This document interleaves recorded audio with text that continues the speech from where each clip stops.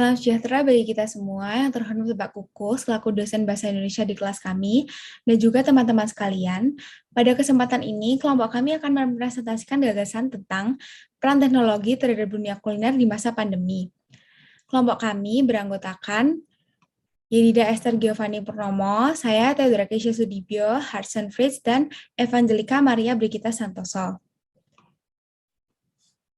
Seperti yang kita ketahui, berdasarkan target SDGs atau Sustainable Development yang merupakan agenda pembangunan berkelanjutan di tahun 2030, terdapat 2 poin yang berkaitan dengan gagasan yang kami angkat, yaitu pada poin ke-8, pekerjaan layak dan pertumbuhan ekonomi, yang memiliki tujuan untuk mendorong pertumbuhan ekonomi inklusif dan berkelanjutan, kesempatan kerja produktif, serta kerja layak untuk semua.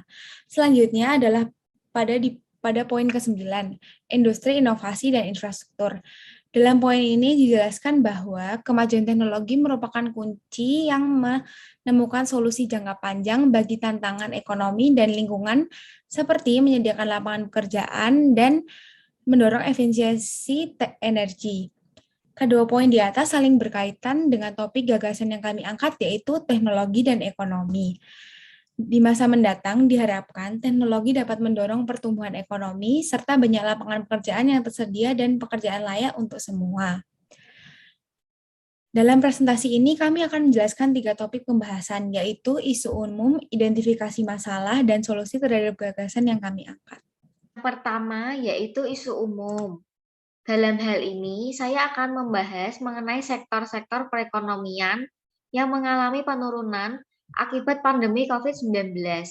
Pada kuartal 1 tahun 2020, ada peningkatan sebesar 2,97% daripada kuartal 1 tahun 2019.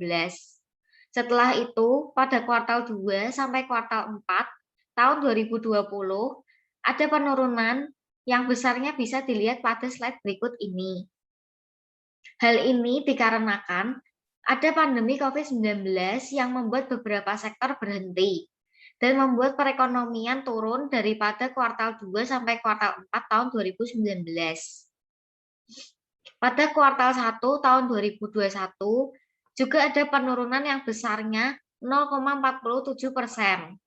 Hal ini dikarenakan pemerintah masih belum bisa beradaptasi dengan kenormalan baru. Namun, pada kuartal 2 tahun 2021 ada peningkatan yang sebesar 7,07%.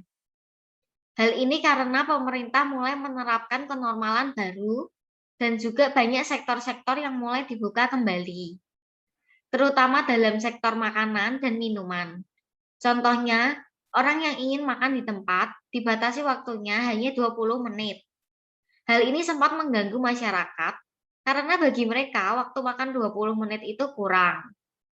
Karena sekarang teknologi semakin berkembang, banyak orang yang memilih Gojek, Grab, Shopee Food untuk memesan makanan.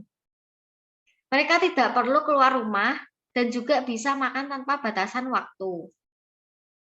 Berikut juga terdapat pada awal pandemi ada beberapa tekanan pada sektor-sektor usaha yang membuat turunnya perekonomian bisa dilihat pada slide berikut ini. Dari isu permasalahan yang telah diuraikan, dapat diidentifikasikan beberapa pemikiran yang menjadi fokus masalah dalam penelitian ini, meliputi yang pertama, usaha mikro, kecil, dan menengah merupakan pilar perekonomian di Jawa Timur yang selama ini mampu bertahan di berbagai krisis ekonomi dan memiliki tingkat pertumbuhan yang relatif stabil.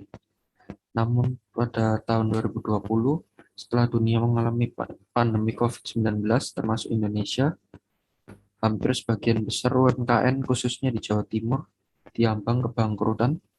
Yang kedua, kondisi keterpurukan para pelaku usaha diawali dari anjuran untuk social distancing dan banyaknya berita tentang korban COVID-19 dan penyebaran virus COVID-19 melalui media massa yang menciptakan ketakutan pada masyarakat pelaku usaha.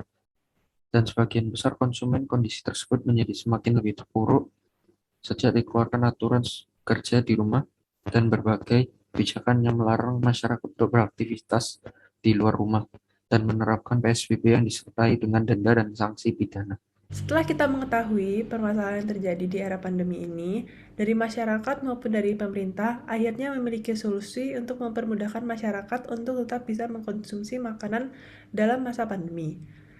Dengan menggunakan protokol dan prokes yang berlaku. Dengan menggunakan teknologi untuk mempermudah, salah satu contoh dari mitra kuliner teknologi yang beredar sekarang adalah GoFood. Di akhir 2020, tercatat 750.000 mitra usaha kuliner di tanah air bergabung bersama dengan GoFood, khusus kategori UMKM meningkat 50% dari tahun sebelumnya. Kata Gojek, kami berupaya membantu pelanggan beradaptasi di masa pandemi, mulai dari pengembangan teknologi, edukasi, protokol kesehatan, kejelasan informasi, dan komunikasi di aplikasi membuahkan hasil, katanya.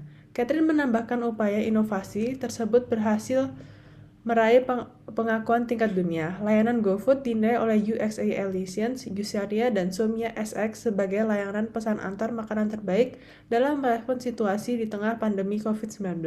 Hal ini berkat adaptasi tampilan User Interface atau UI dan pengalaman pelanggan User Experience atau UX yang dikembangkan Gojek, dan sekarang selain GoFood juga sudah banyak sekali mitra teknologi di bidang kuliner, contohnya seperti GrabFood, ShopeeFood, UberFood, Maxim, Anterin, dan lain-lain. Jadi kesimpulan dari gagasan yang kami angkat adalah teknologi berperan penting dalam pertumbuhan ekonomi terkhusus pada bidang kuliner di masa pandemi ini. Dapat kita lihat pada data yang telah dipaparkan bahwa di kuartal awal pandemi, ekonomi di Indonesia mengalami penurunan yang signifikan. Walaupun pemerintah telah melakukan pelonggaran kebijakan, tetapi bisnis, terutama bisnis di bidang kuliner, juga belum mengalami kenaikan yang signifikan. Hal itu terjadi karena banyak bisnis kuliner yang belum memanfaatkan teknologi yang ada. Diharapkan dengan adanya teknologi dapat membantu menggerakkan roda perekonomian di Indonesia selaras dengan SDGs poin ke-8 dan 9 yang telah dirancang oleh pemerintahan Indonesia. Berikut adalah daftar pustaka yang kami gunakan sebagai data penunjang PKM kami. Sekian yang dapat kami sampaikan. Terima kasih. Terima kasih.